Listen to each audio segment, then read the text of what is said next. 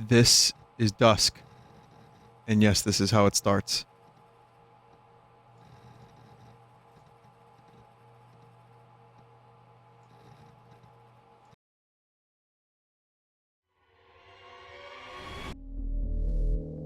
So I played like a demo version of this, or some kind of early access version, and it was good, but now it's out.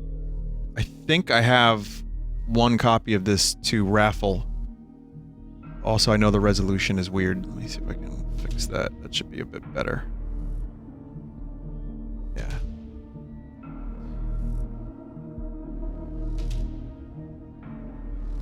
Let's see, do I have a copy? I have one key to give away. It's a Steam version. So at the end of this, we'll do a raffle. But yeah, this is like Quake meets Cult.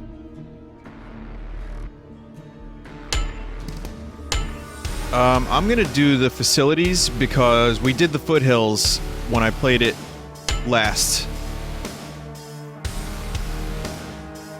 I don't know what intruder mode is. Oh, toggles whether or not to begin each new level with sickles only. No. So yes.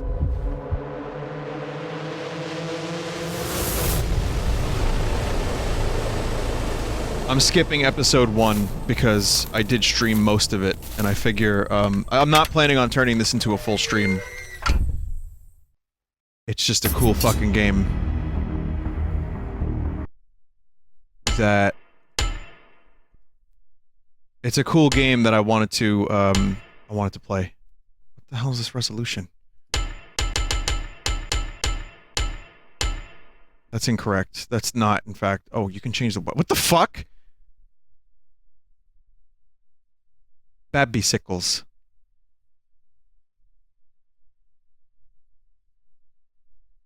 You can change the color palette. You can customize the crosshair. It's that S!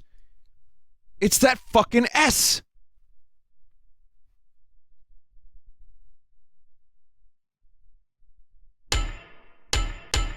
Look at the sickles are amazing!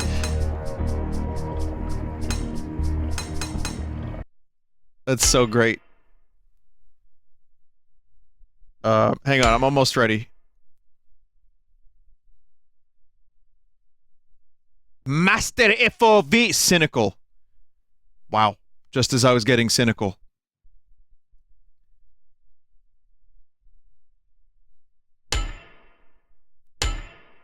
No, we don't want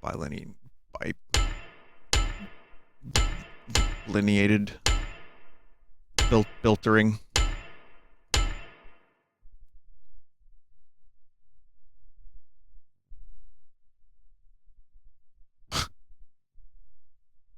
We'll do a little bit. It's better that way. I like the defaults. The game has some good defaults, and I just want to lower the mouse sensitivity. Awesome. Oh, this is fucking sick. After having streamed Quake, I can't tell you how happy I am that people are still making games like this. Ooh.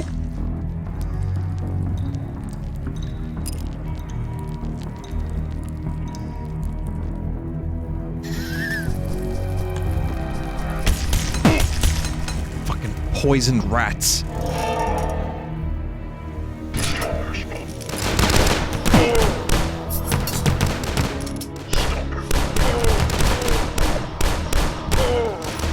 So it's, yeah, I mean, it's about as good as I remember it, maybe a bit more polished from, of course, more polished from the beta, or the alpha.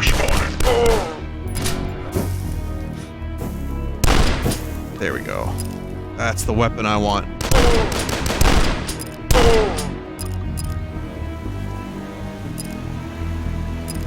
Am I getting, like, fired upon from a fucking fortress?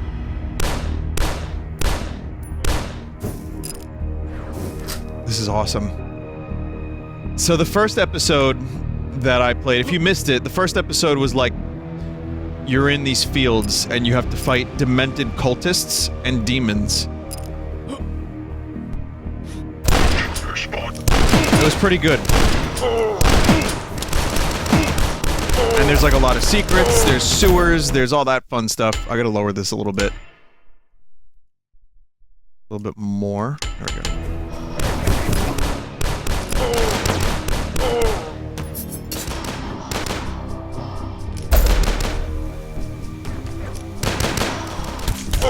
I talked about this on stream the other day, but I want to recommend the no-clip documentary about Half-Life. It's like an hour 45 minutes. This is making me nostalgic for Half-Life, not Quake. Well, Quake too, but more Half-Life. For some reason, I don't know why. Maybe because of the troops. But, that documentary was so fucking good.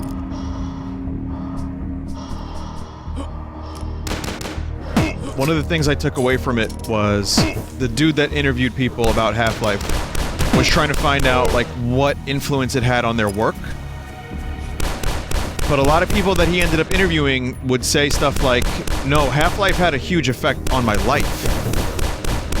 And I'm in that exact boat. Like, I spent so many years... Think about the MMO that you spent all the years, you know, playing with friends and making friends online. Or think about, like, the social media.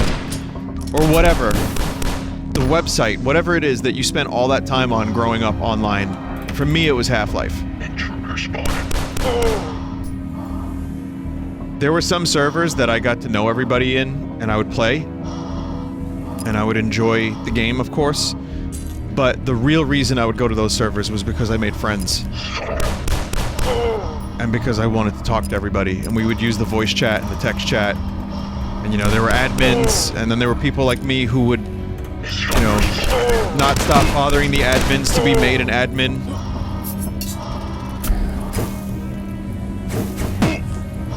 Hey, I was 15.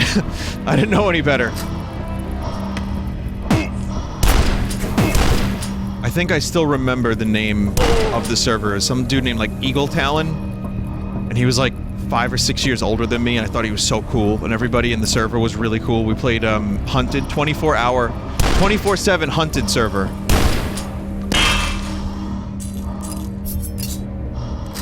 He only seemed cool because he was an admin. I barely knew anything about the guy. He barely even showed up to his own server. But, yeah. So, I have memories of Half-Life that the documentary unlocked.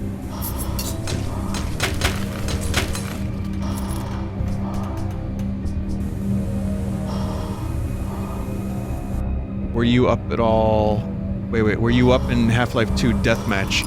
I played more Half-Life 1 than I played Half-Life 2, but not by much. I played a lot of Half-Life 2, Deathmatch included.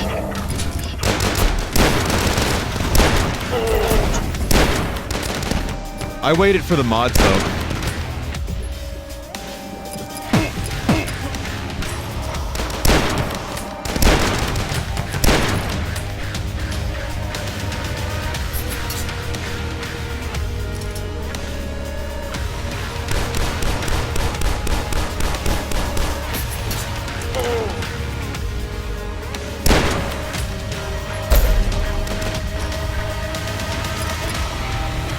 It's like, you know how, music genres come and go in popularity, but they can still be kind of used as like a palette for your expression? Same thing for art styles.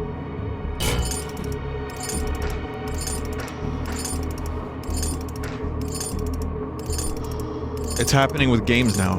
Like, you get to choose the old school, shitty graphics, first-person shooter.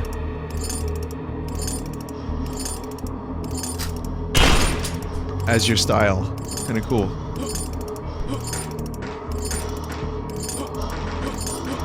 I didn't realize I could climb so successful. Holy shit. Turn and leap. No shit.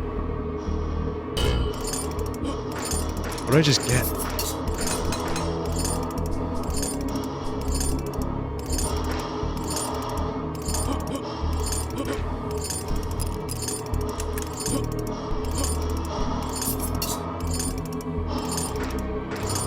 It's a... Hold walk... Oh, you need these before you can climb. I understand. I thought that was just a message. Like, oh, you can climb anytime you want.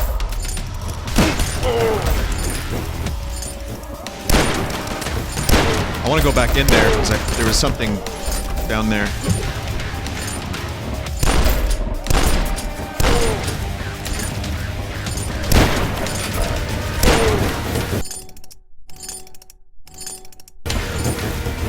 What is that sound effect? Oh, climbing gloves. But yeah, it's fast. It controls really, really well. It's fun. And I can safely recommend this to people that like the old school shooters. Even if you don't like old school shooters, this might turn you on to them. Okay, so now that I've said that, I want to tell you something. Verizon won't leave me alone. Do you remember how I had internet issues the day Smash Brothers came out? And I told you, you know, I was on Twitter. It was a big mess. They keep sliding into my fucking DMs. And they keep, like, tweeting at me. Hello, Vinny Vinesauce. We would like to check and see if your service has returned. Bab. Cack. I'm like, this has been 2 weeks now, almost. Like, this is almost 2 weeks later, and they're still trying to get in touch with me to find out if my service is okay. The first week, they did not get in touch with me. When I needed the internet. I don't think they know that I have. Someone said it sounds like that it sounds like they found out you have a large audience nightly. The thing about that is, I don't think they know. I don't think they even know what a computer is. I think these are robots.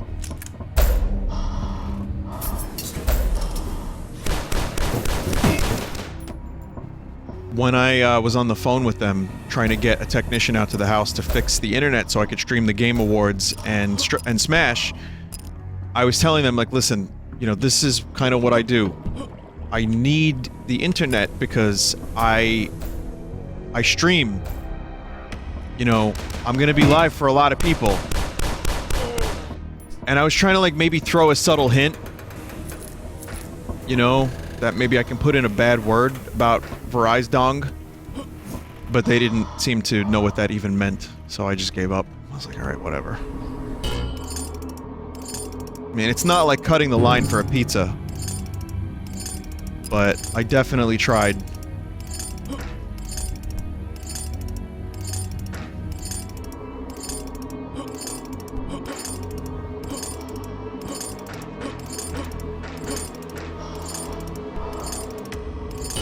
There was some bonus thing down there, whatever.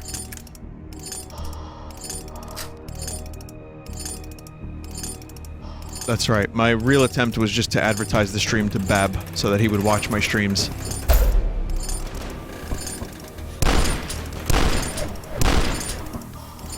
But, I mean, the truth is that Twitch actually, I still don't know why they contacted me about this, but they wanted me to stream the Game Awards. Or co-stream it. I guess they reached out to a number of partners and they were like, hey, can you co-stream the Game Awards? We want this to be a success. I think that's what was happening, and they actually sent me a shirt, too. Which was very nice of them. They did not have to do that. It's good pajamas. It'll be good pajamas. Very appreciative of that, of course. But at the same time, it's like I was almost not able to stream the Game Awards. Which, honestly, would I really have missed all that much? In hindsight, maybe I shouldn't have freaked out so much about it.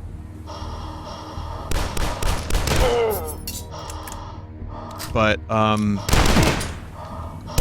so yeah, that was the day I needed the internet, and then I finally got in touch with someone who was actually good. They knew what they were doing. Their name was Mario, and they were able to fix my problem remotely, just by getting the serial number of the box that I use. You know, what was it called? The box that you have outside? That thing. The OTN? Not the router, it's the OTN, yeah. Anyway, it worked out. But Verizon is still attempting to contact me.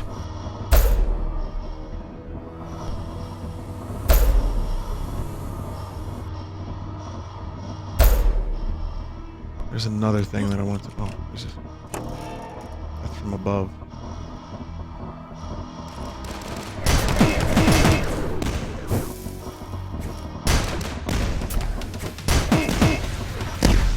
I'm almost dead.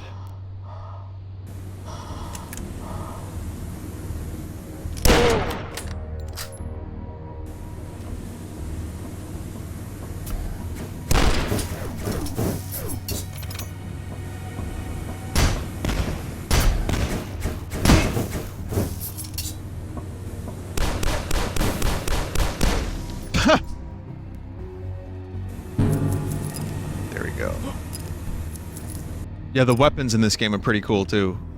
You know, you get your standard stuff, it all feels good, and then you have, like, shit like that, which I guess is this game's rocket launcher.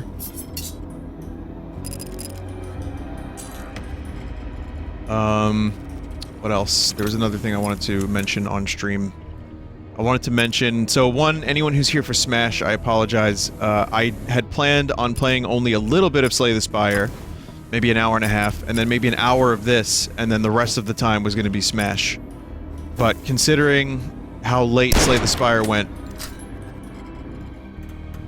we can only do this. But I've been streaming so much Smash anyway, that I don't think it's that big of a deal for most people. And every other channel in existence is streaming Smash at the moment, so... a night's break isn't that big of a deal. Though I'm really happy there's a lot of people that want me to stream Smash. Like, there are people that like watching me play Smash. I notice when I do stream it, the numbers go up. When I stream Red Dead, the numbers go down. Which I think there's a whole other level of oversaturation with that game, but anyway. The point is, I'm not that good at Smash. And we had a Smash night the other night, and I realized I'm just... I need a lot of work. So... the fact that people still want to show up and watch me play Smash is cool, considering I don't know what the fuck I'm doing most of the time. I kind of have an idea. I've been playing it long enough to have an idea, but I don't have a solid grasp.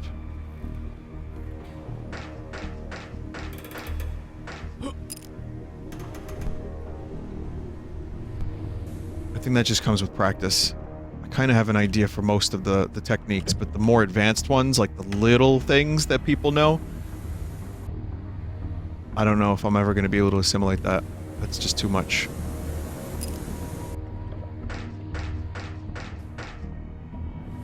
You know what? Is there a save?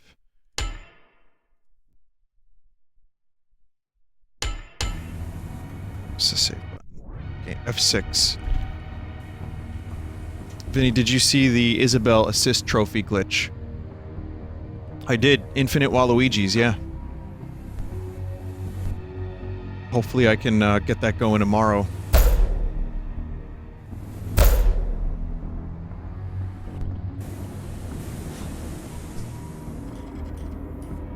Okay, the question now is, where the fuck am I going?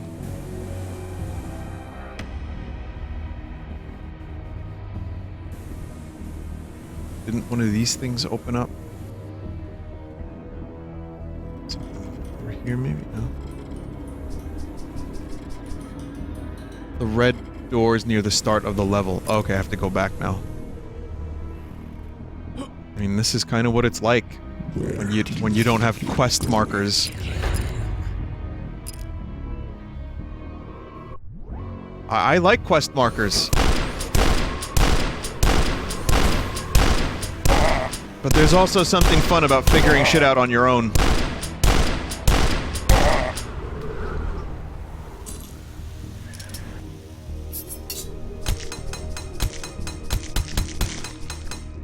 That Vine Cult emote is getting some good use. I'm very pleased. It's a good emote. It's not as good as Vine Meat, but, I mean, you know. Not even the original artist of Vine Meat can make anything better than Vine Meat. That's a peak.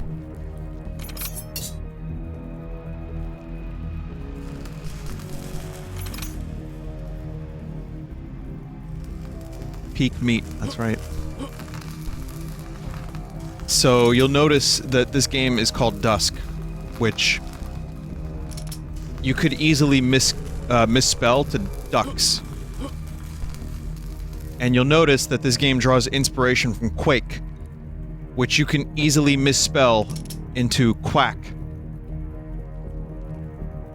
Now, I don't know what's going on here.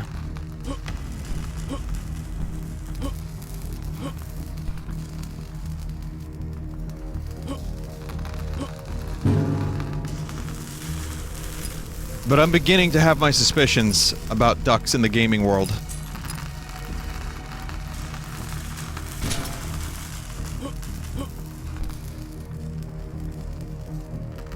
What about Doom? Does it have anything to do with ducks?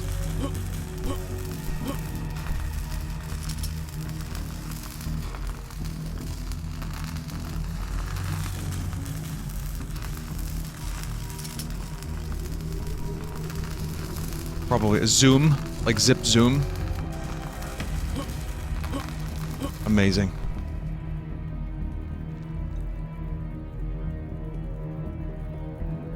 Vinny, do you watch Nakey Jakey? He made a pretty good video about why Red Dead Redemption game design is outdated. No, but I've seen his videos before. I want to watch that one now.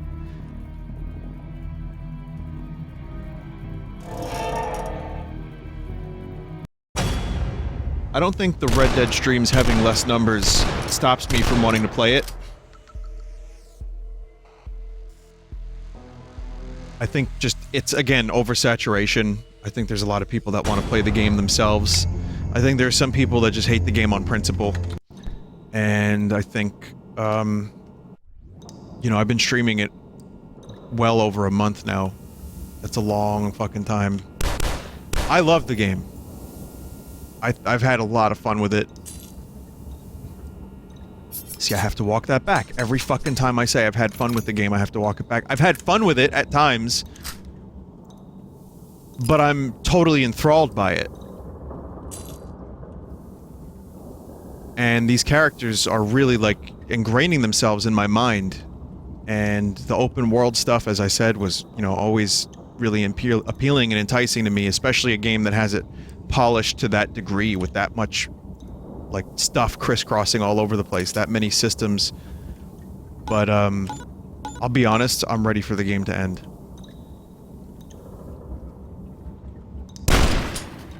You know, I might play Red Dead Online when I'm done with the single player and just, you know, show up every now and then, ride around, you know, not buy any gold bars, meaning not buy any good horses. Oh. I know where I was supposed to use that.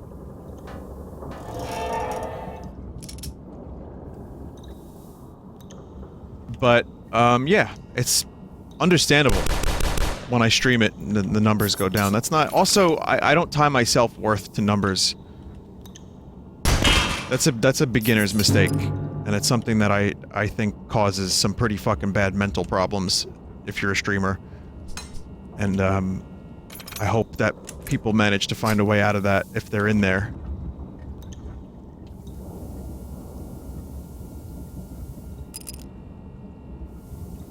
Not good. I guess if it's your livelihood, then, you know, and you have to rely on, you know, growth. Fair enough. But I've seen my numbers go down a lot. I've been really blessed.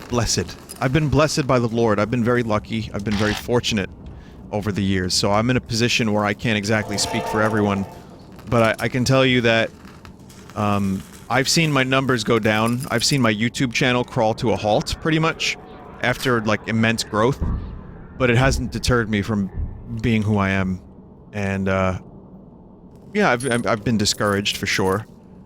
I've, had moments where I was, like, doubting a lot of things about this, but then I realized, you know what, just be who you are. Be yourself. And it's worked out in my favor, because I think if there's an air of desperation, that's not so good. Audience members are smarter than people think. People pick up on that shit.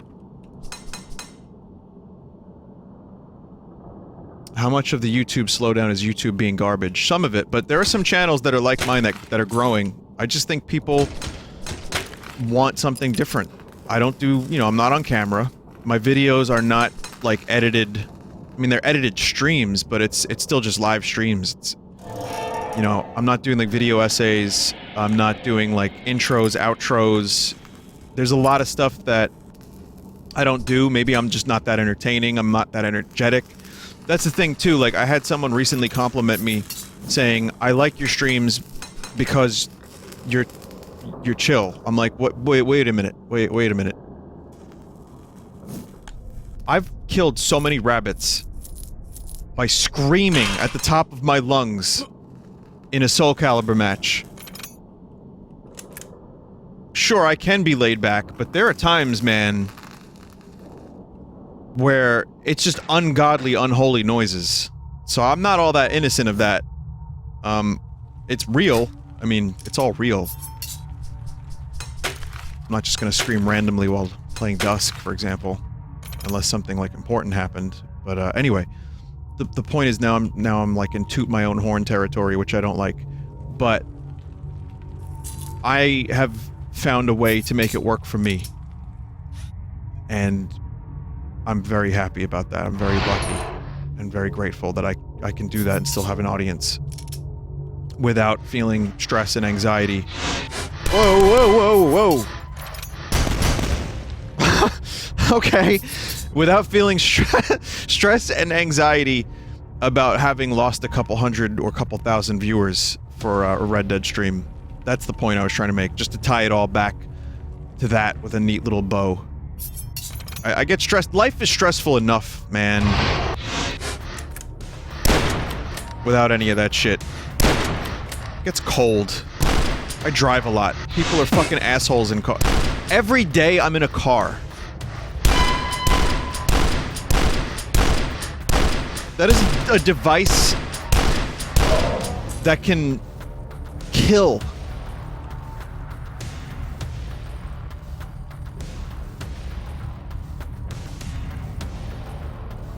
So if I can avoid as much stress as possible, otherwise, then I find myself to be a fitter, happier person. Which is, again, why there are a lot of times I am impossible to get in touch with. There are times where I just disconnect from the internet, and, that's one of the reasons I don't like to edit very much of my own videos anymore. I just get sick of hearing myself. You think I'd want to hear this speech live right now, or even worse, played back? Dear God. Get over yourself, Vinny. Jesus.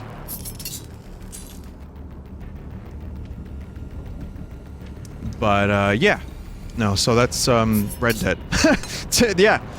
All that from Red Dead.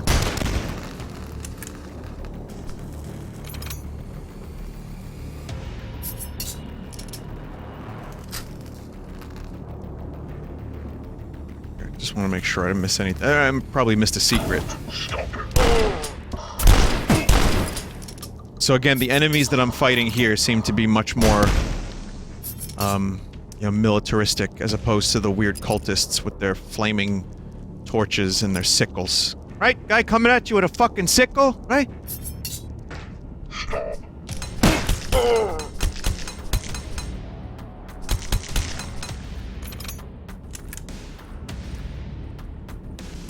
Oh, okay, the tab button is good.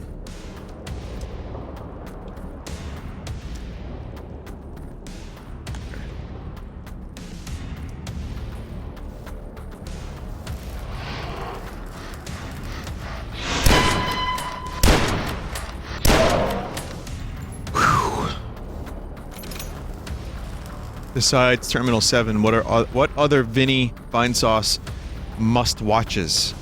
What are other... Okay. I don't know if you're asking me or the people in the chat, but I think... Mario 64 Corruptions...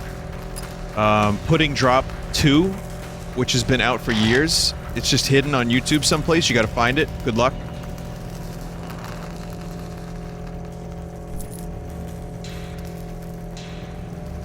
Maybe the RP guy, some Ralph stuff. I'm not sure. That's the stuff I like.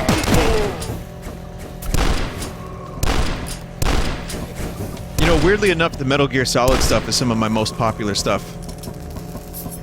Not that it's weird, it's cool. But, if, you know, if I did a search for Metal Gear Solid, or for Vinesauce to find my channel, and the first result, this is on YouTube, the first result was Vinesauce, Vinny, Metal Gear Solid, or something like that. It was like one of the first results.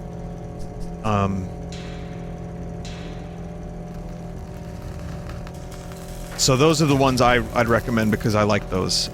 My Metal Gear streams brought me a lot of joy, and it was me experiencing some of the games for the first time, or re-experiencing why I loved them in the first place. Because it's a series I kind of abandoned after a couple years. For many years, and I ended up realizing, like, oh no, this is one of the best series ever. Speaking of, David Hayter and Cam Clark just did something amazing for Christmas.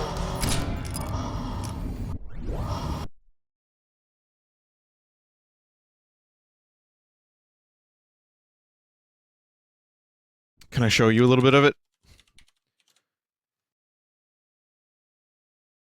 It's called The Night Before Metal Gear.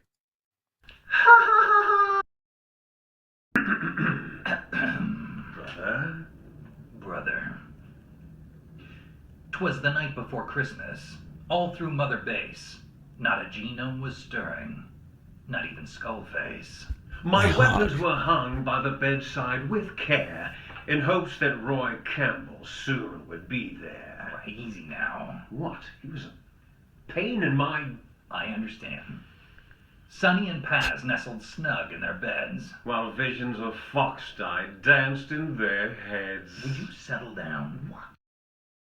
Watch it. Watch the rest of it. The Night Before Metal Gear. It's on Cam Clark's channel. This is perfect fan service.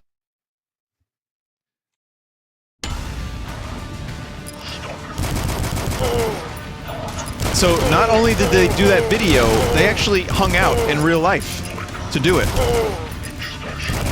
Which, you know, probably not that easy for them to do. So they're friends. Liquid and Solid are friends. Maybe they live, maybe they both live in LA or something. That probably makes it a lot easier. But I just get it, I just get my jollies, if I can use Christmas terms, thinking about them hanging out and reminiscing.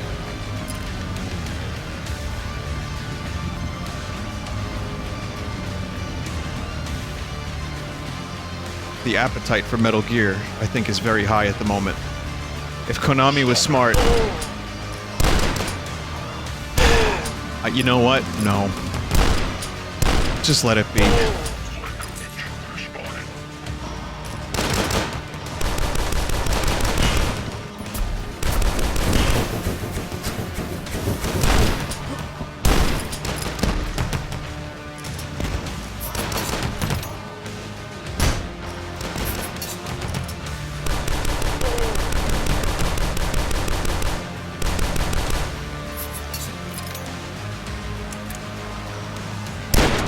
Vinny, wasn't Phantom Pain good enough? Highly adequate in most areas, highly inadequate in a couple others. But overall, I did enjoy the experience quite a bit, yes. It just didn't have that classic feel, you know, for me. Especially if you go back and play Metal Gear Solid 2, and you're like, oh, this game was pretty fucking awesome.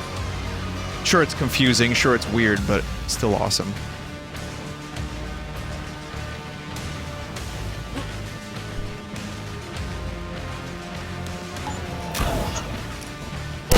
I don't know, I had to stop myself from thinking, like, what if they made Metal Gear Solid without Kojima? Could it be done? And I'm not talking about Metal Gear Survive.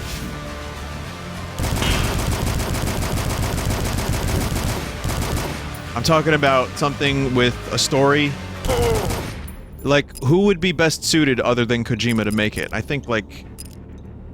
It's hard to say because there's also a lot of people that think Kojima is kind of a bit of a hack, and when he lost his, I think, script supervisor, the quality of the writing went down. I think that was after MGS3, something like that.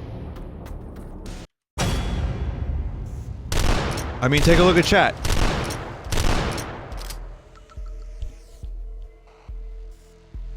Don't take my word for it.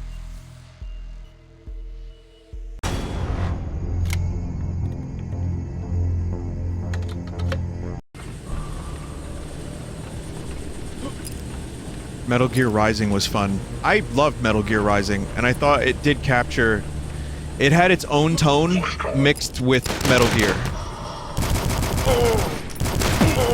It was a fucking fantastic game. It wasn't Metal Gear Solid. It was Metal Gear Rising. And it was wonderful.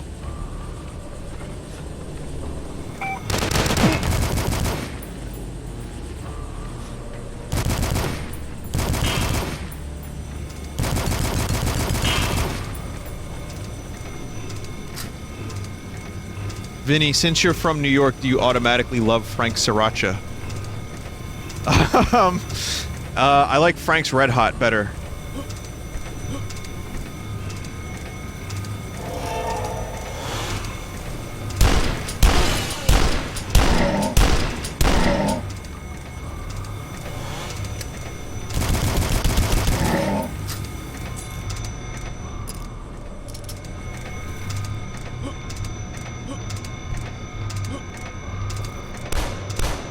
I missed a weird thing on that previous level. I don't know what that thing was. It was like a relic. It's probably something for like a secret boss or some kind of secret.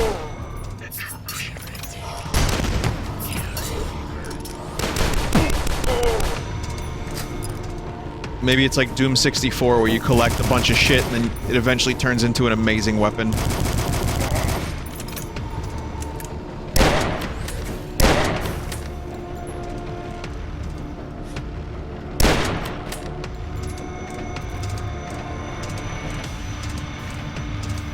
Vinny, did he mean Frank Sinatra? Yes, he did. Of course he did.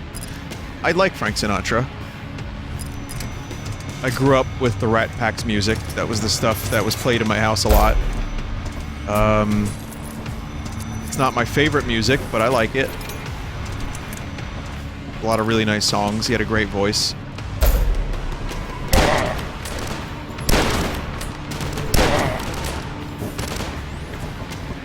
I remember watching the Rat Pack movie with Ray Liotta. Was not a good movie. It's like an HBO movie or something from like 1996 about the you know, the old lounge singers, and I liked it at the time. It was adequately entertaining.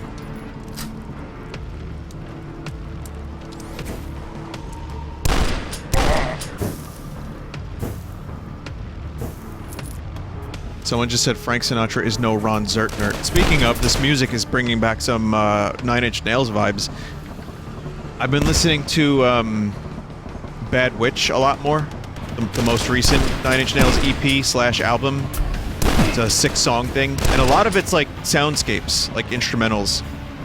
And I love Shit Mirror, which is the best name for a song. It's the first song on the album. I love the last song. I forget the name of it, but I fucking love it. And obviously, God Break Down the Door is great. New Worlds, New Times, Mutation. Feels alright. Yeah, I love that stuff. He did a really good job with all the weird soundscapes that have no vocals. Reminds me of Low from Bowie. I'd actually say it's his most Bowie album, which I can appreciate, quite obviously. Vinny, do you like Tool? Yeah, yes and no.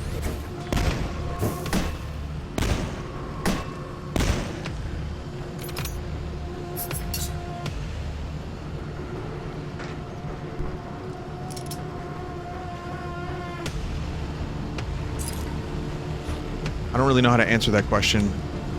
Here we go again. I should expect that this will happen. I'm not upset. I'm not upset. acknowledge that whenever someone brings up a band, 7 more people will bring up 7 more bands. I like Alice Cooper. I don't love Aerosmith. I know Devin Townsend, and I like what I've heard. Sonata Arctica, I don't know what that is. I don't know a lot of music. I'll be the first to admit that. I am a scrub. I'm trying to expand my palette a bit, but when people force music down my throat, I don't want to listen to it as much.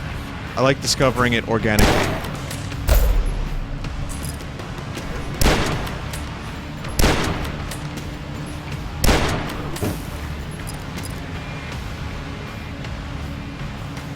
Do you like, What Do You Like by Wolfpack? I don't know the names of their songs, but I like, I saw a live performance. That was really good. I like their bass.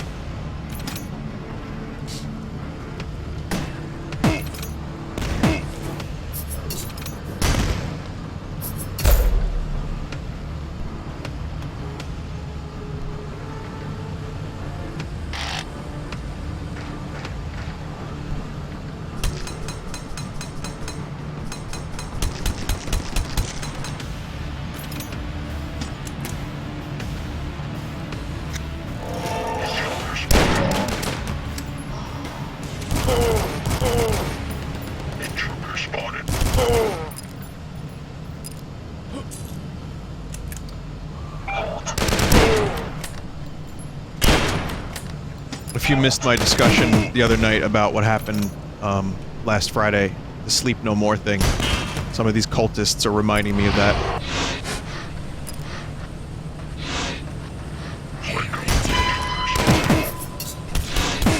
Ah, shit! Fuck! Into the Thresher, god damn it. It was a while since I saved, right? Alright, we'll go through this quick. We'll do this quick.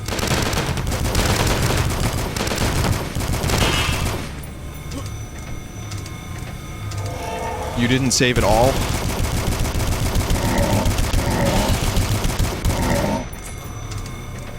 So who here was just waiting for the save to happen and was shitting a brick when it wasn't happening? Anyone?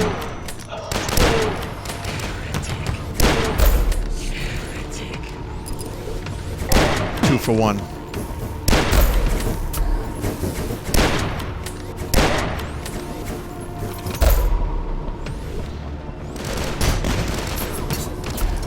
Oh, so I have another thing to tell you. So I have this object, this cursed object. I want to tell you about it real quick. It's called Beanboozled, which is something I've definitely said on stream before without knowing that it was a product.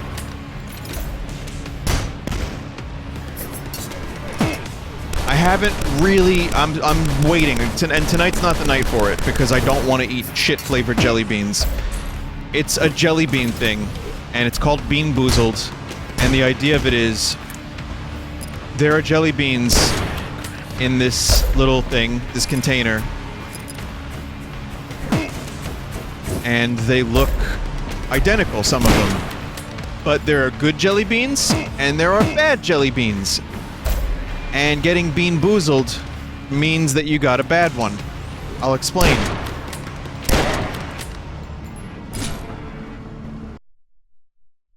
Okay, let me read some of the flavors.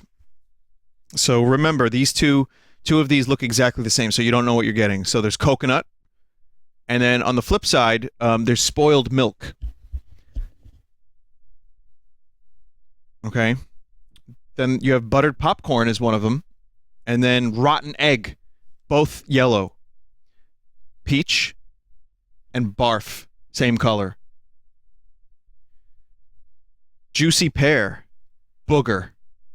A booger-flavored jelly bean. Tutti Frutti, stinky socks.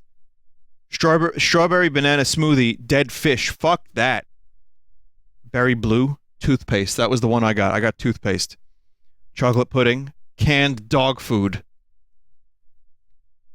Caramel corn, moldy cheese. And probably my favorite, actually no, barf was my favorite, but here's a good one, and the last one. Lime, lawn clippings. So they had to, like, simulate what a booger would taste like, which is, I can't even imagine what their quote-unquote laboratory was like when they were doing that. But lawn clippings?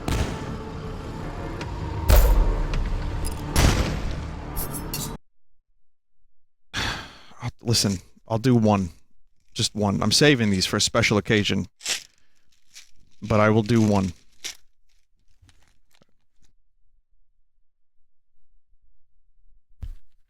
Okay.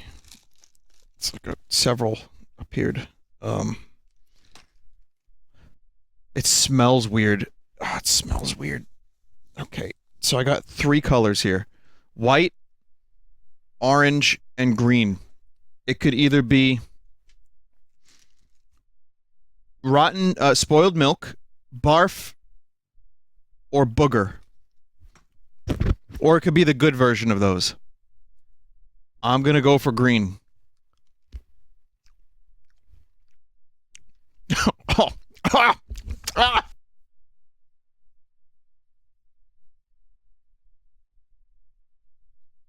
Okay. Well, I got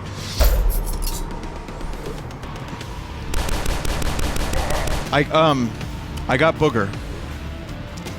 I just experienced what someone at a company that makes jelly beans thinks a booger would taste like. How did it taste? Smell your nose. I don't know, it just tasted bad. It was funky. It's just funky.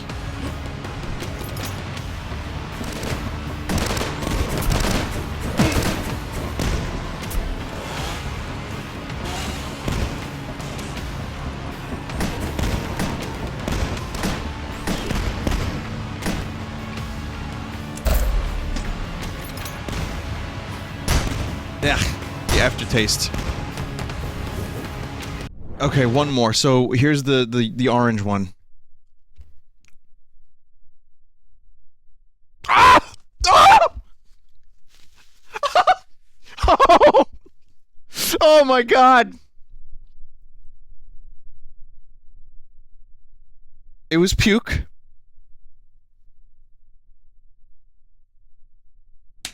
And it did a really good job at simulating puke.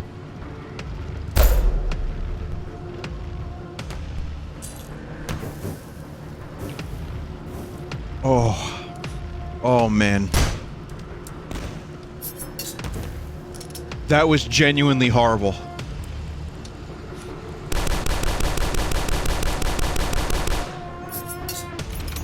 Okay, so I opened the container, I got 3.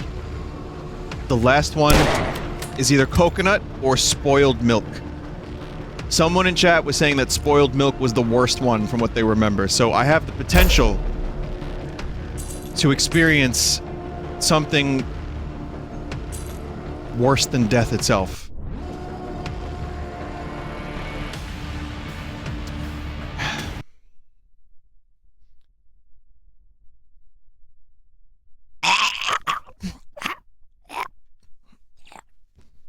We're 3 for 3.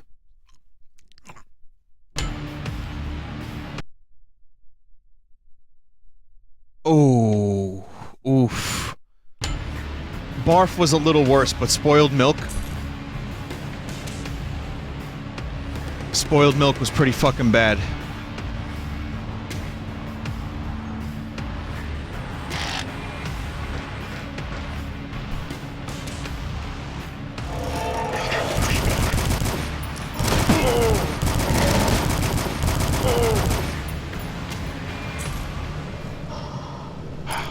Yeah, I know, face cam would be ideal for this kind of thing, but this isn't what I planned on doing tonight. I wasn't actually planning on eating this crap.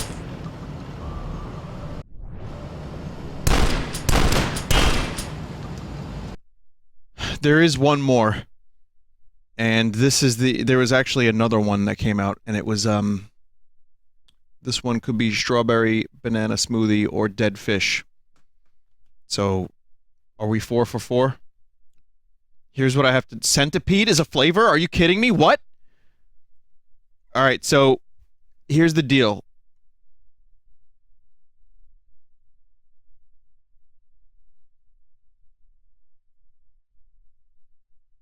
Here's the deal. I just lost one.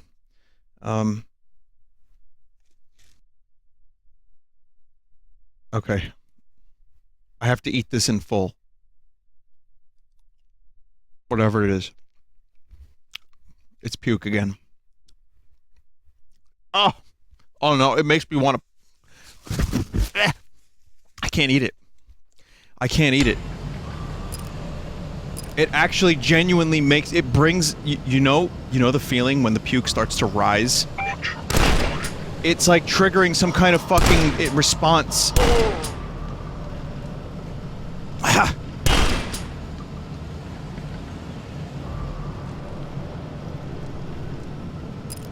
I thought it was a dead fish. It turns out they have a similar flavor. It was puke.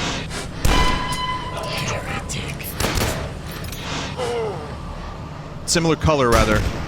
Similar color.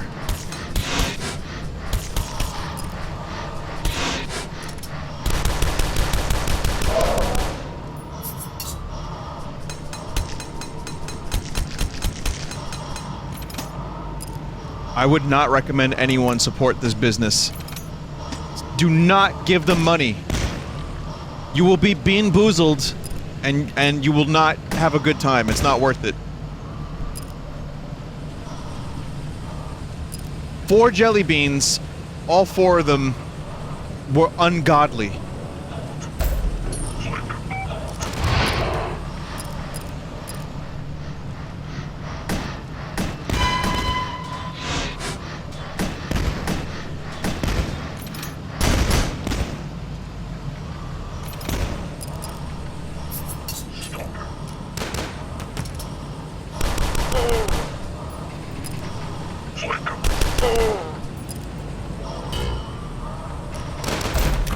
That's a lot of health.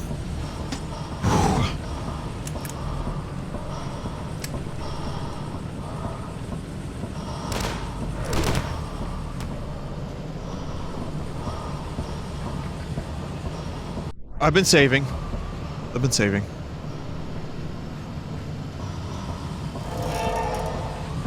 I can't, you know what? I'm sitting here and I have this like puke jelly bean flavor still kind of lingering and I can't deal with this right now, chat. I have another one here. I have another one. This one could be peach or barf, maybe, or it's the strawberry banana one. I have to get a good one. It's a good one. It's strawberry banana. It was almost dead fish.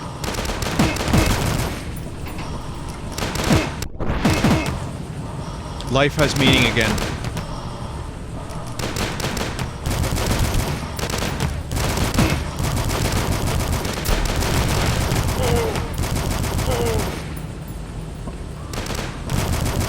What a nightmare.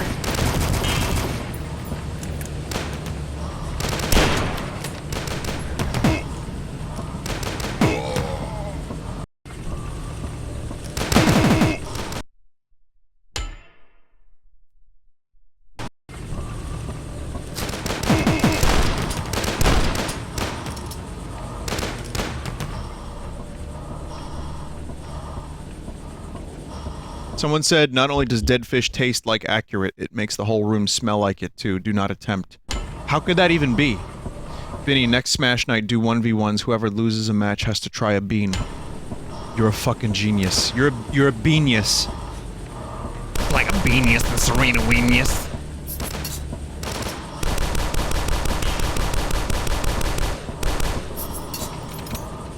Maybe.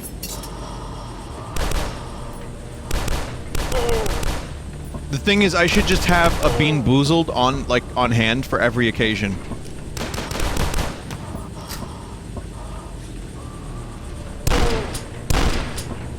Mario Party, Beanboozled. Smash, Beanboozled.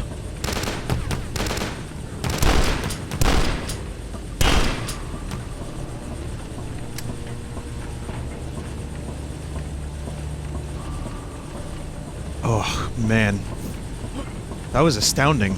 They really got the puke thing, like, way too accurate. This is like the Nathan For You episode where they manufacture poo-flavored yogurt. It's like, My name is Nathan Fielder. oh.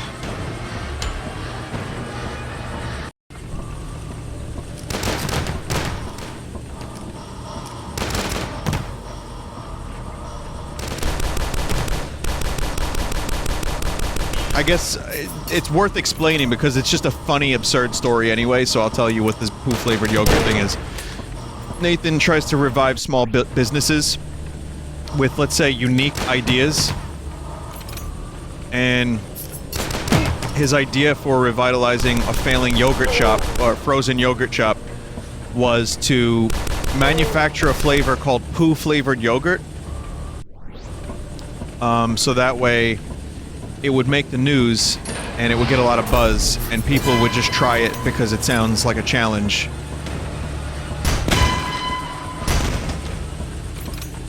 And they did. So they had, like, people, like, they had scientists at, like, a lab try to find something that would, like, be analogous to poo. And it apparently got kind of close, and someone was like, oh yeah, it tastes like poo. And Nathan was like, How would you know that? Like, how would you know what poo tastes like? Have you tried it?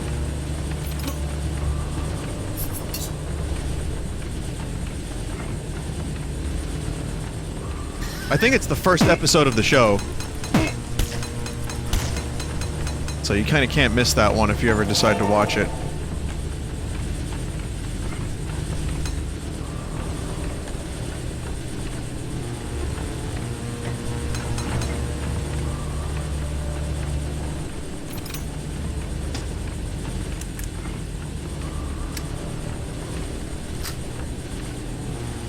Vinny, would you try poo-flavored yogurt? I would.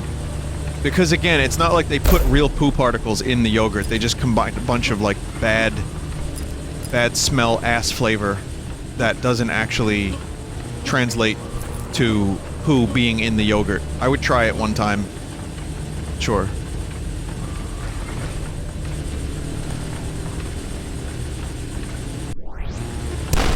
I know how horrible it would be.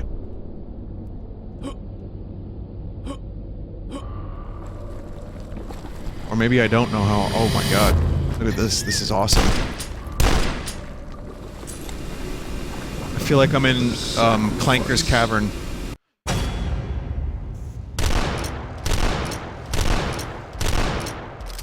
Vinny, would you eat pant with Beanboozled? No.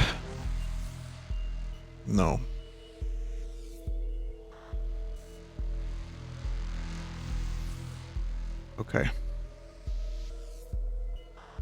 When you lift it and then push it back down, it pushes the beans up. So here we go, last one for the night. I swear, it's either buttered popcorn or rotten egg. Or caramel corn or moldy cheese. It's yellow. No, this one is, yeah, it's buttered popcorn or rotten egg. Ah! Oh!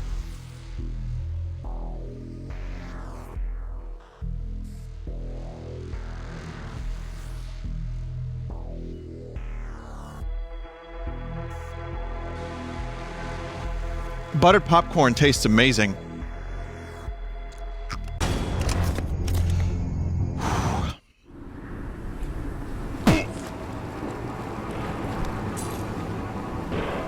Oh, this is the worst. This is the worst. Someone get this thing away from me.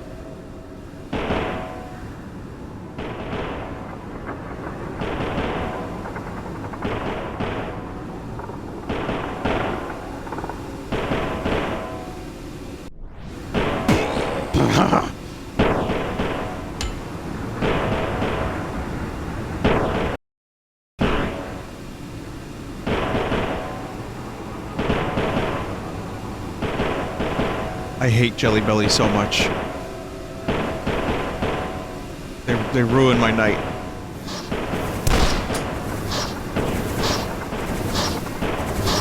And I still have the taste of manufactured, simulated rotten egg in my mouth.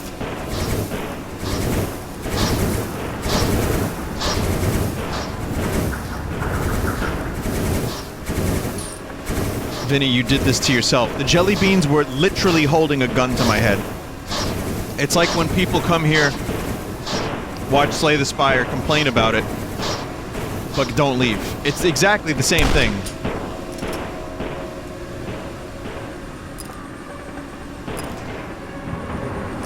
Literally.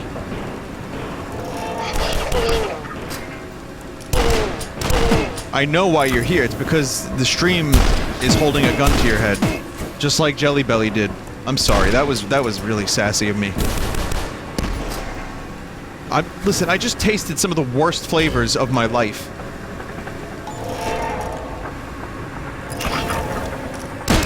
I've earned it.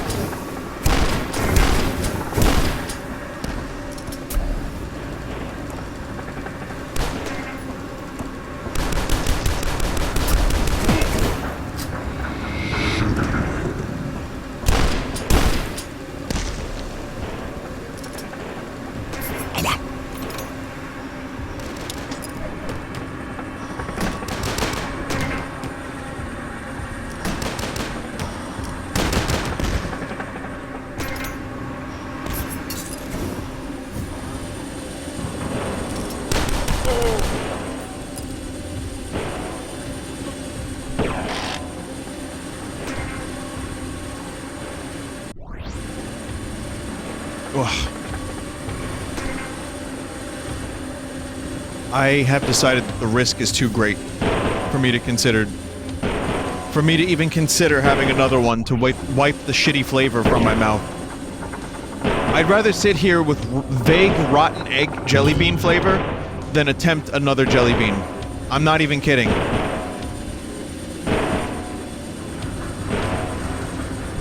Do the toothpaste one? Yeah, the problem is you can't actually choose the beans you want. Like, it's a weird fucking mechanism.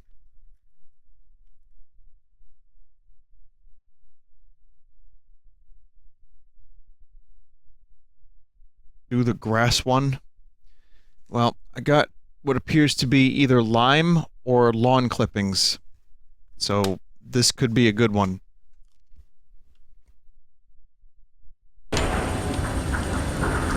Ah!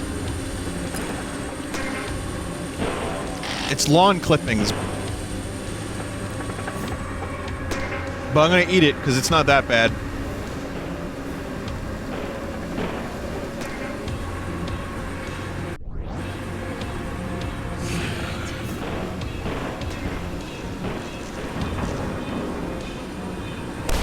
It really isn't that bad.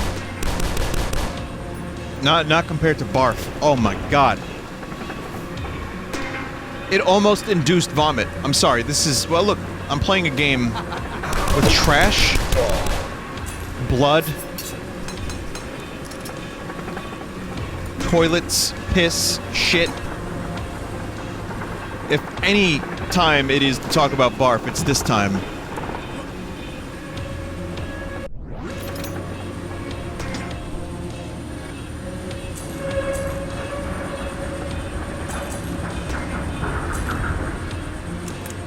Whew.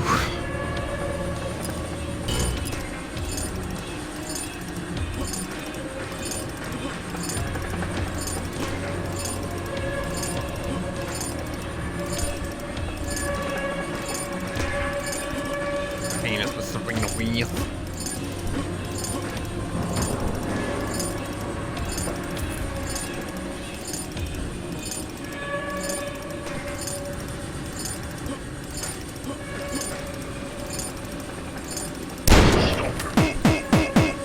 That's unfortunate.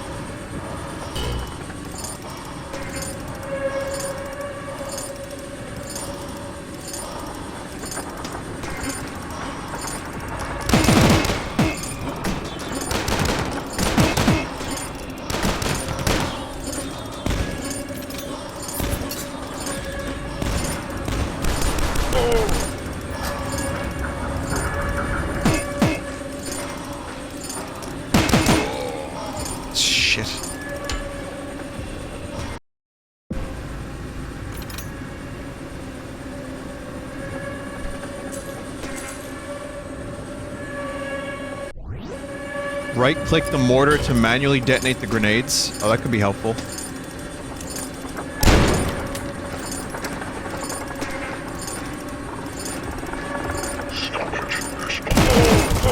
The climbing mechanic is kind of weird. It's not bad, it's kind of more Half-Life. But you can't, like, walk backwards up the thing like you could in Half-Life.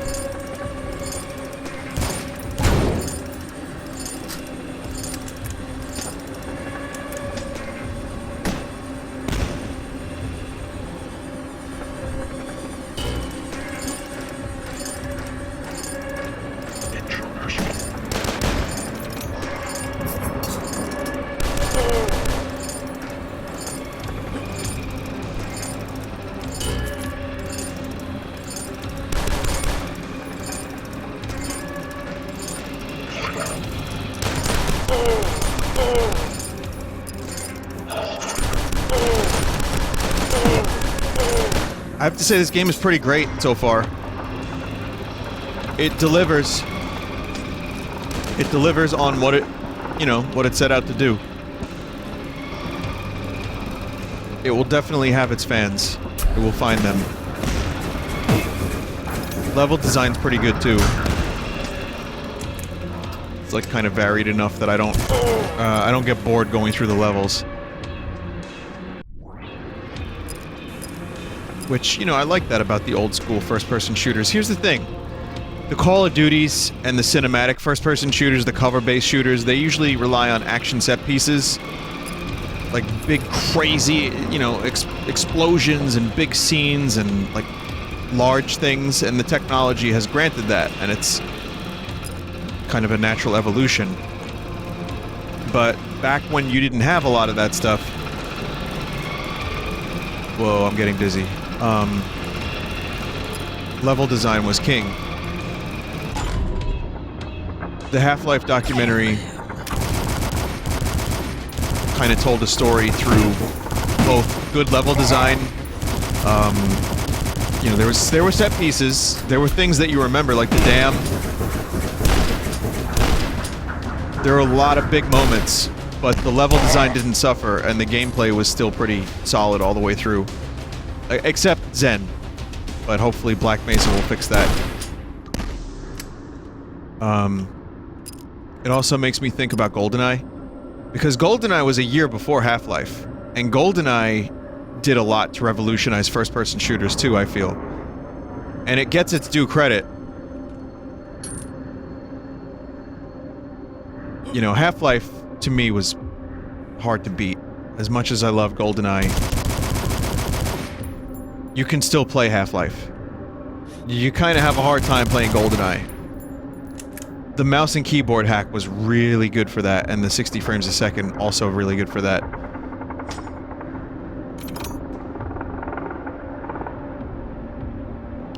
But GoldenEye worked really well for a console first-person shooter, which I don't think was really cracked before then. I mean, yeah, you could port stuff over. Then there was stuff like Turok, which kind of was cool in its own way. But GoldenEye and Half-Life being 1 year apart, it was like this huge renaissance for first-person shooters.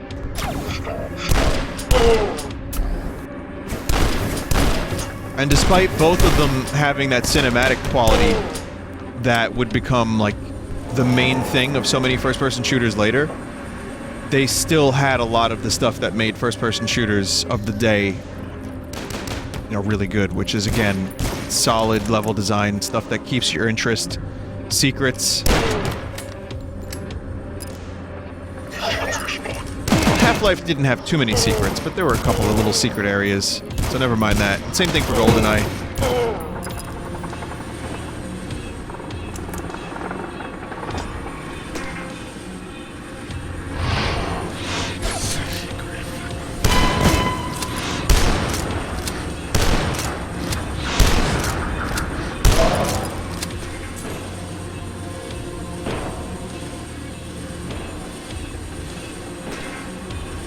But, yeah, nothing... For me, like, the whole experience of Half-Life being based on the secret alien facility where they did research. One of my favorite video game settings of all time. I think there's still an appetite for that. I watched a documentary recently on Bob Lazar. Some of you may call him a quack, or maybe a duck. But the whole thing with Area 51 is just really compelling, whether it be science fiction or whatever it is. And, you know, this is someone who loves the X-Files. I fucking love that show. And so, Half-Life having the setting that it does, I love the James Bond setting, I love the spy thriller shit.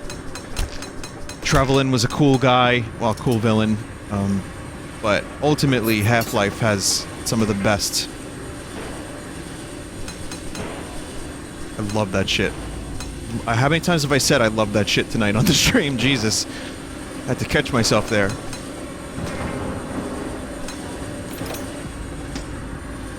But just the way the experiment goes down.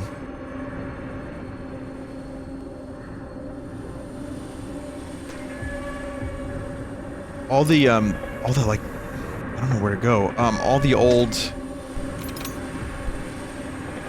like, settings of first-person shooters. Quake. Let's say Quake 1. We'll start with Quake 1. Which had the weird castles and the Lovecraftian, like, monsters. That was awesome. Quake 2 was a little bit more generic with the alien stuff, but, you know, you can't have everything, I guess. And then it became an arena shooter primarily. Fair enough. Doom. Definitely a big fan of the Doom setting. You're on Mars. There's a portal to hell. Perfect! Yes! I want that! Half-Life, the experiment. You know, Gordon Freeman is like kind of just some regular guy. Also awesome. Wolfenstein. Sci-fi Nazis. Perfect. It based on all the weird experiments you heard about, like that Hitler wanted to do with his troops or whatever the fuck kind of weird shit that dude was doing, and it, you know, there's rumors of like a flying saucer that they had. And you get to shoot Nazis in the face. And then, you know, we started getting Medal of Honor, and World War II was a cool setting for a while, just straight up World War II, and then you had, like, you know, modern warfare, and then it started getting kind of bland for me, and it was like, shit. I'm getting kind of bored. It's the same setting over and over again, then it became like Space Marine, Infinite Fight men. And I'm lost. Call of Duty Advanced Warfare was just laughable. The trailer, and now we're getting into some weird, like, hybrid shit, where it's like a modern take on wars that actually happened. I don't really know how to explain it.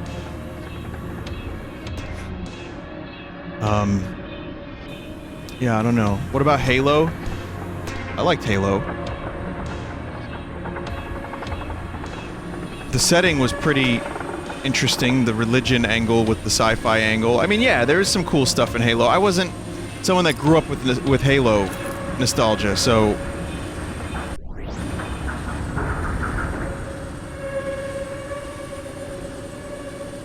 I was more into, like, Time Splitters at the time, which I thought was always a cool franchise that so much more could have been done with. A first-person shooter that goes through every time period, and you get to use weapons from every time period.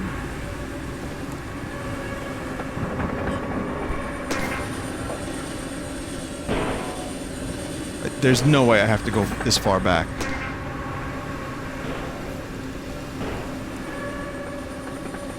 Time Splitters 2 stream? I've already streamed Future Perfect and Time Splitters 2. That's all on the channel.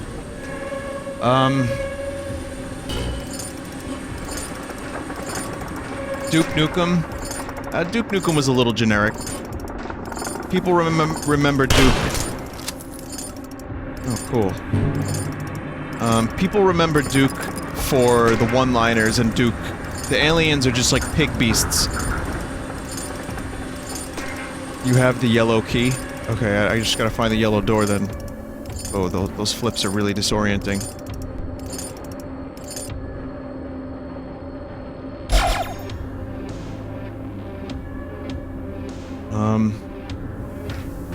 Yeah, I think my whole thing about Duke Nukem is that it was a product of its time. Like, I think Alien stuff is great. Down to, all the... I have to find the yellow key door. I'm gonna just keep talking, otherwise it's gonna be me saying nothing while I look for these areas. Got it. Alright, we're good.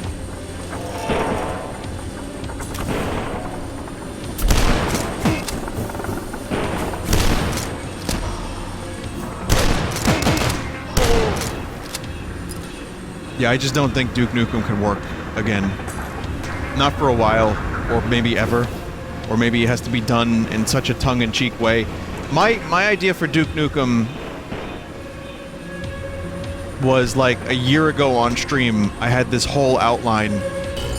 I'm not saying it was good, but I am gonna say that it would have been a way to vindicate Duke. At least a little bit.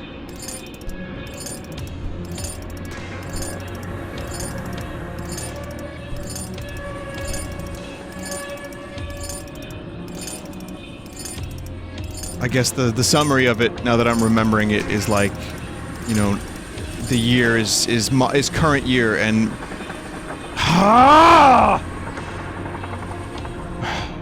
frustrating. And none of the modern heroes can stop the threat that has come to Earth. And they call on Duke begrudgingly, but they don't like him because he said bad words. And so they're really, really not sure if they want to bring Duke on board. And they'd rather the planet die, but Duke just decides to help out anyway. He's the only guy who can help them. And he's constantly, like, made fun of and ridiculed and called outdated, and he's not cool. And he does the one-liners, and they fall flat. And no one gives a shit. But then, slowly but surely, they come around. And they see that Duke is actually saving the world. But then, they, at the end of the game, after everybody's, like, really happy, like, oh shit, thank you, Duke Nukem, you saved us. You saved us. And then, they go back and play his first game. And then, they disown him because he said a poopy word.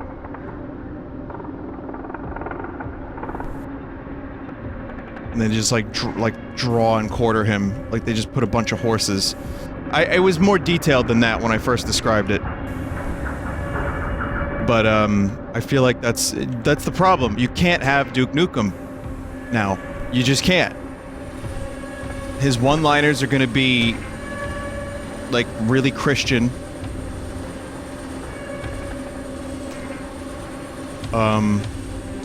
He was a product of his time. Doom Marine doesn't say a goddamn thing, so he can get away with it. And also, maybe it's just me, but I am utterly confused. I just don't understand what I'm supposed to be doing here. Am I stupid? Am I dumb? I think I might be dumb. I think I'm dumb. Maybe just happy.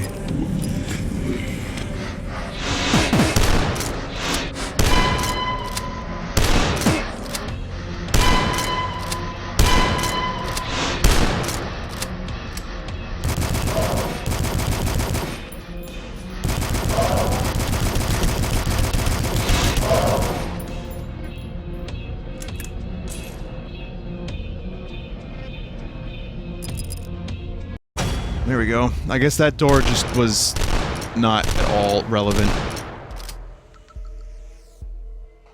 I still have the, inclination to vom.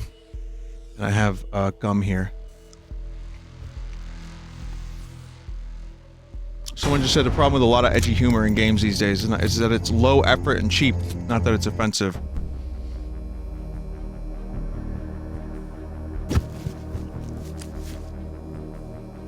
I think I agree with that. See, I have a problem with low effort and cheap, as opposed to thought out, and actually really, like, well-formulated, appears to be a cult leader.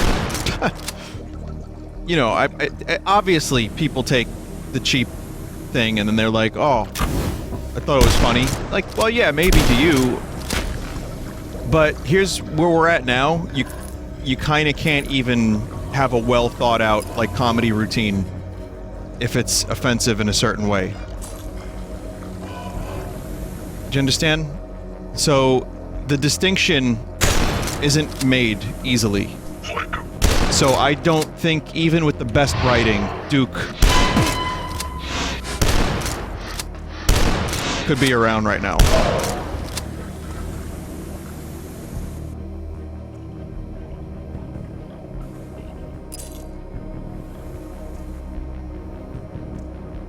Vinny, well, I think you can, as long as you're a comedic veteran like Dave Chappelle. See, now we're gonna get into really, really dangerous territory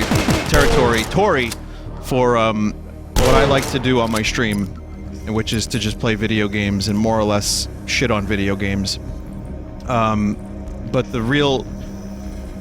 You know, I will proceed with caution, but I think it doesn't really matter who you are lately. What I'm trying to say is, no amount of good writing and really, really well thought out humor is going to go over swimmingly with everybody.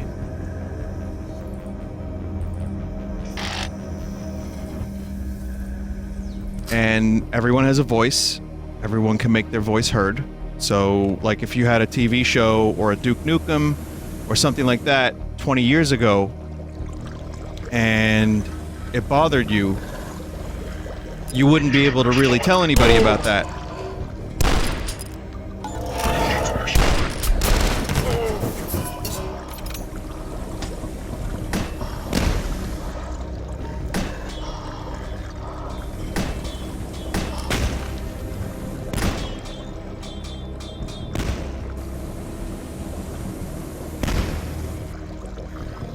Someone just said, what the fuck did you just say?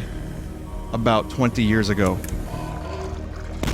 If I recall, that's what Steve Carell said about an Office reboot. I thought, when I first started watching The Office, before I even watched The Office, I thought The Office was like family-friendly humor with lovable Steve Carell and a wacky cast of family-friendly entertainers.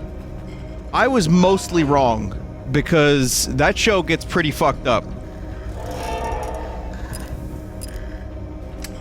It is very, very much not that. So, yeah, sure, I mean, depending on your standards, like, if you're watching really fucked up shit, yeah, then The Office does not compare, clearly, but... Go on, take it. Take the power. Super hot.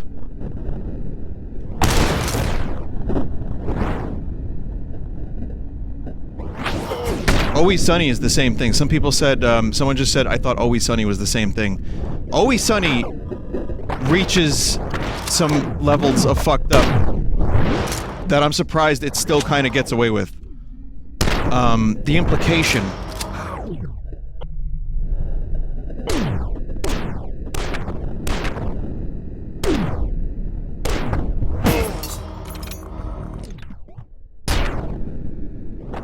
But again, let me just be clear here. I'm talking about Duke Nukem specifically. I have an issue with the idea of Duke Nukem coming back because most of what Duke Nukem was like Howard Stern shock jock type humor. And I just don't think... I mean, you know, I don't know if it would fly. I don't know how you could bring Duke back.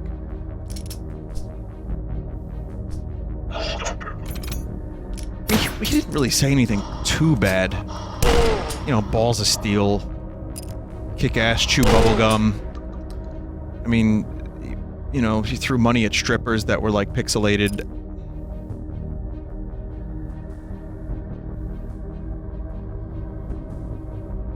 Rip off your head, shit down your neck. Me, listen, I don't give a shit. I'm fine with a lot of different types of humor. I kind of grew up at a time where shock humor was the most, like, in thing. When I was in high school, the humor in high school was disgusting. It takes a whole fucking lot to get me offended. But I just don't know how certain things would fly.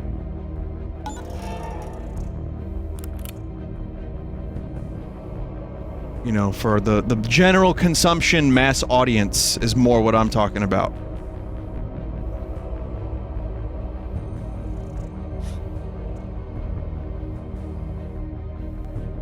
Watch Eric Andre. Would you consider Eric Andre offensive?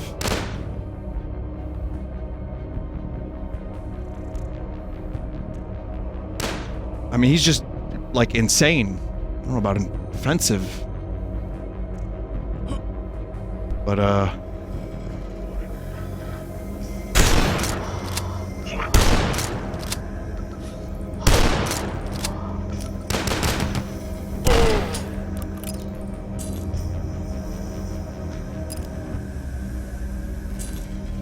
Eric Andre is like the Tom Green of the 90s.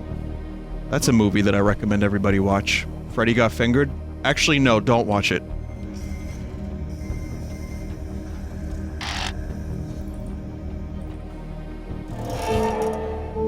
This is not reverse psychology. Do not watch Freddy Got Fingered.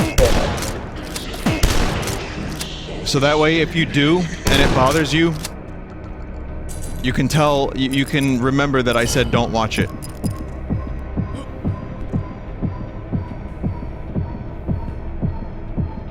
So that's my official statement. Do not watch Freddy Got Fingered, ever. Official statement on the record. Even though Tom Green is clearly a secret genius.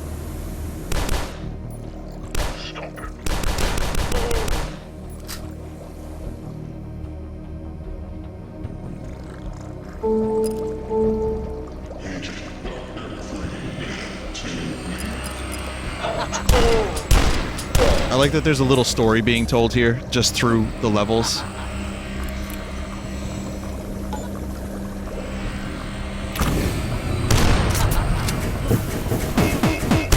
The classic science lab. Manufacturing monsters in a lab. Beautiful.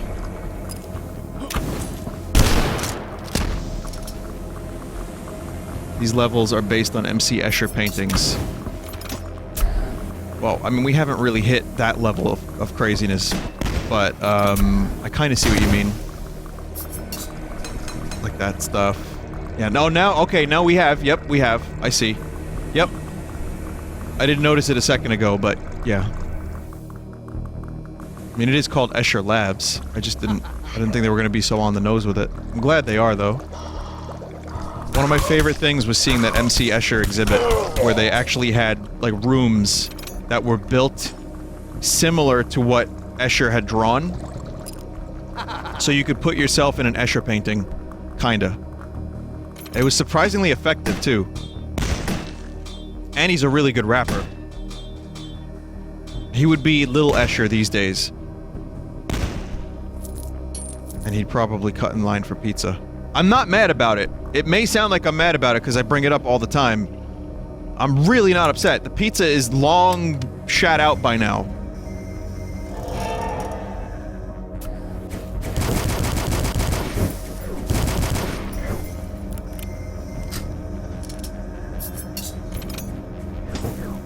I mean, this motherfucker cut the... No.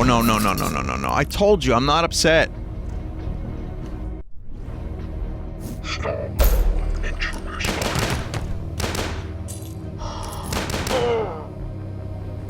Make a diss track with Redbox? No, how about I do a diss track right now in the style of Eminem as stylized by Chris D'Elia. Oh, Dickie, what are you, thicky? Cutting in line for pizza while I'm trying to get my pizza. Mind? Going downtown trying to find a little clown to go down some pizza going round. On second thought, this is probably a bad idea.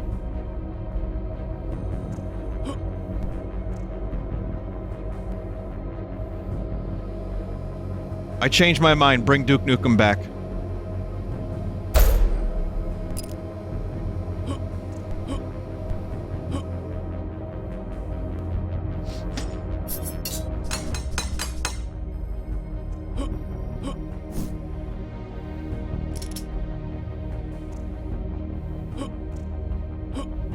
This will be, oh wow, I didn't realize how late it was. And Slay the Spire went on a long time, and this game ended up kind of winning me over.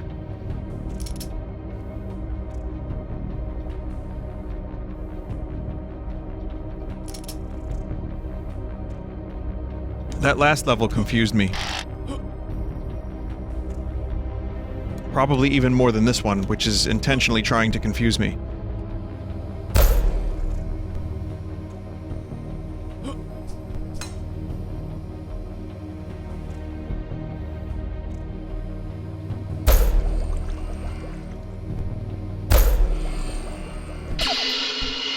Whoa.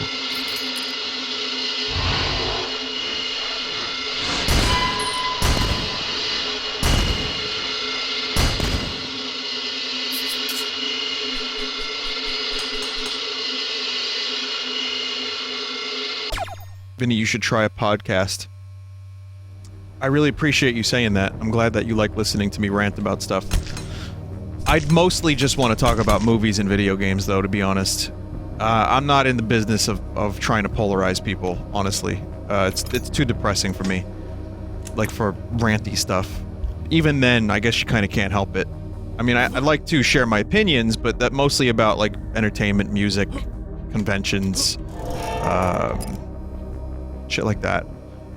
But me and KY did one for a while, but our schedules really haven't lined up. And honestly, I stream 4 hours a night.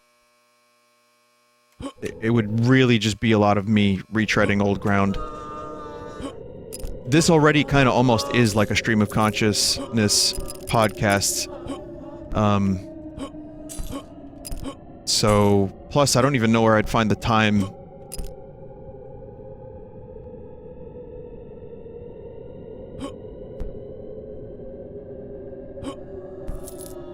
Vinny used to think polarizing meant freezing stuff. Huh. But yeah, I mean, never say never. Maybe one day.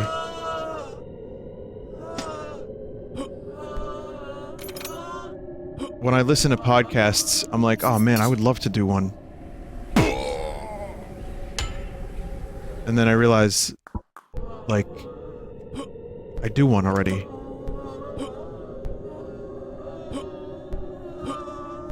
On multiple levels.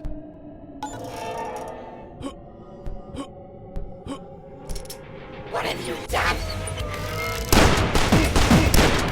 Are you joking? Are you joking?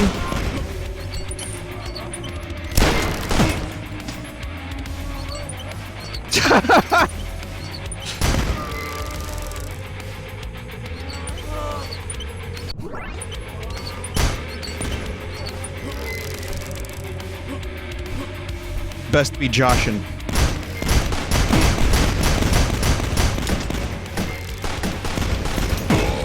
Ah.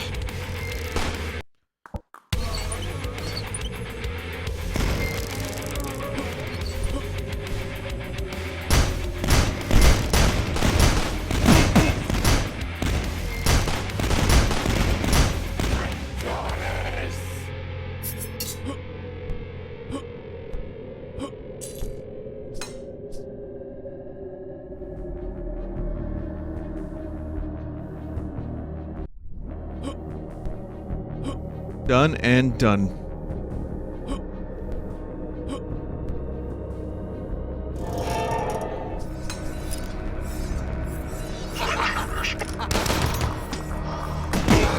Ah.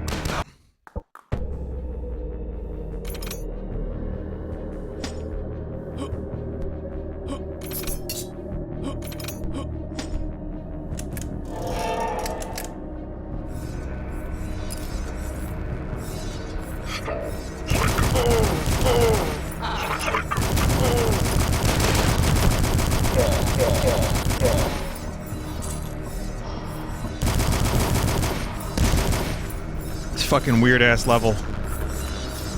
I love it.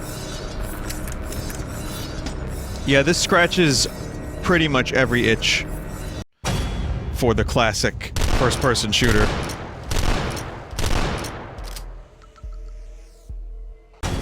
Which is why I think I can recommend it.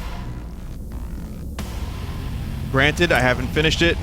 I haven't seen all the weapons, but so far, I mean, listen, you watch the game. You know whether or not you want this kind of thing. It plays fine. It's got good things in it, and I like it. I don't know if it would keep everybody's attention. Again, I don't plan on doing a full playthrough of this, but it's good. It delivered. It delivered. Which is why we're now going to do a raffle. Right quick.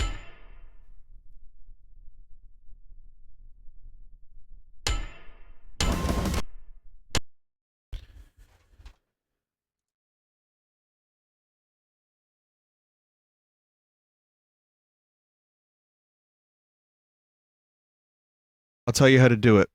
Just give me a second. Wait for further instructions. Otherwise, you may get disqualified. You don't want to get disqualified. Not yet. All right, so I have one code.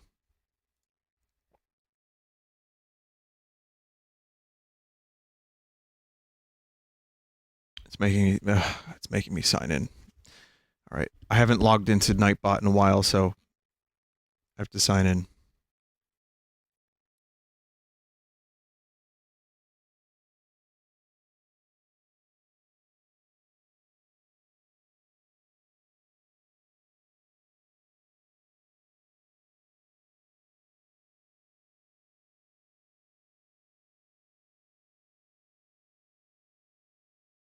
Okay, it needs an authentication token. Also, this fucking cable on this headset, man. The $70 cable is still...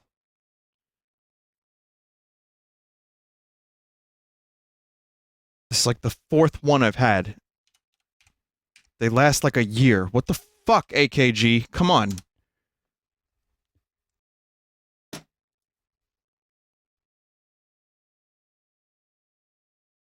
Vinny, while you're in there, fix the VIP settings. I don't know what that means. Can you message me about that, Dave? Okay, now I'm in. Now I can actually do the, now I can do the raffle. So we're gonna do a keyword. Right? There's an anti-spam enabled. Meaning if you type the keyword more than twice, you're disqualified. So make sure you get it right the first time. Okay.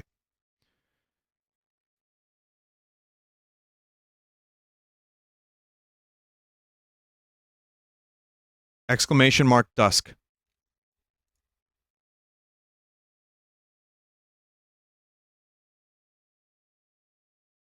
So type exclamation mark dusk and you can win a key for the game Dusk. It's on Steam.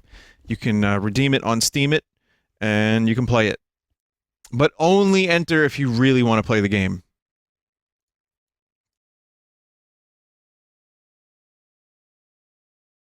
I still feel kind of nauseous from that one particular flavor of Jelly Belly. You know which one I'm talking about.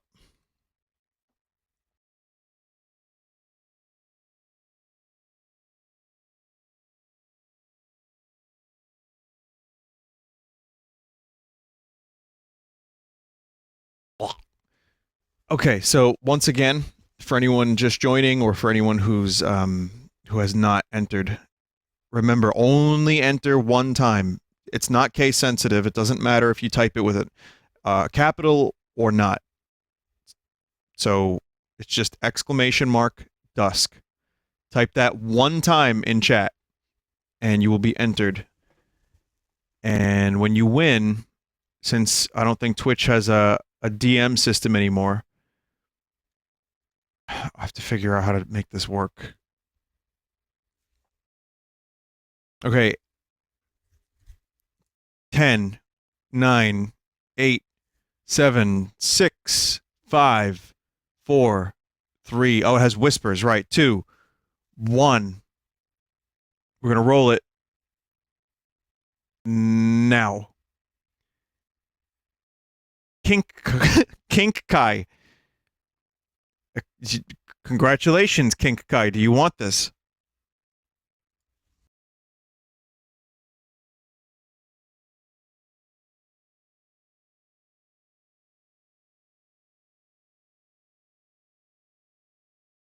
Just type in chat. I'll see it.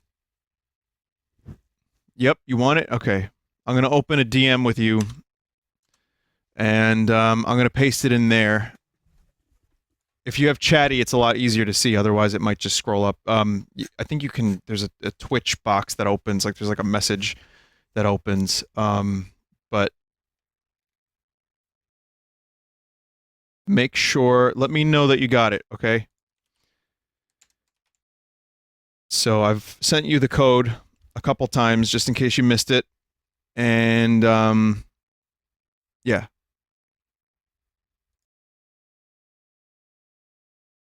What the fuck is Chatty? It's like a custom IRC client for this sort of thing. And you can... It's better. It keeps logs better. It's better for moderation. It's just really good.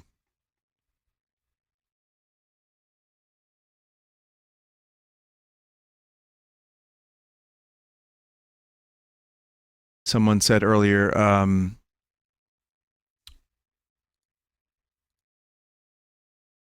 why did you sound so down or like low energy on your old streams? A couple reasons. One, I didn't really know how to project. You know, I never really took any lessons in broadcasting, so it took me a couple years to find my voice for streaming. Two, I was usually streaming after work, which was at first a great job, and then second, became really soul crushing and rough. And then the other part of it was, I guess, just being down. You know, sometimes life would just get you down, Carol Brown.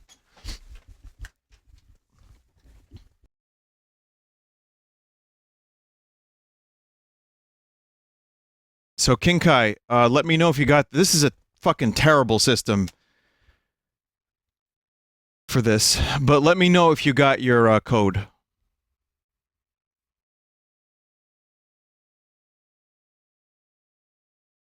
Vinny, I don't know if you noticed, but the Dusk dev was in chat while you played.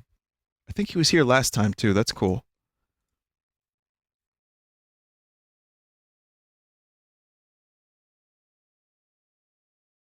Oh, yeah, Dave. He just sent me a tweet. It's cool. Thanks, Dave. Glad you stopped by. Thank you for the code to give out as well. Still waiting on King Kai. King Kai, listen... Just type in chat if you got the code. If not, let me know. We can try something else. Maybe you could just email me and I'll send it to you that way. In the meantime, I'm going to check the art.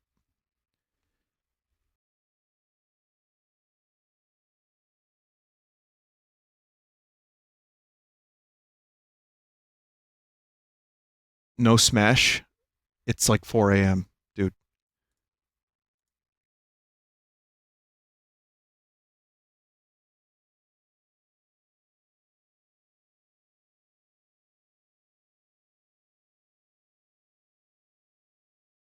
Kai is looking. Okay. Listen, I'm gonna send it to you. I'm gonna whisper it to you again. Do me a favor. Email me. Let me know if you got it. If not, just let me know it's you, and I'll send it your way. Okay.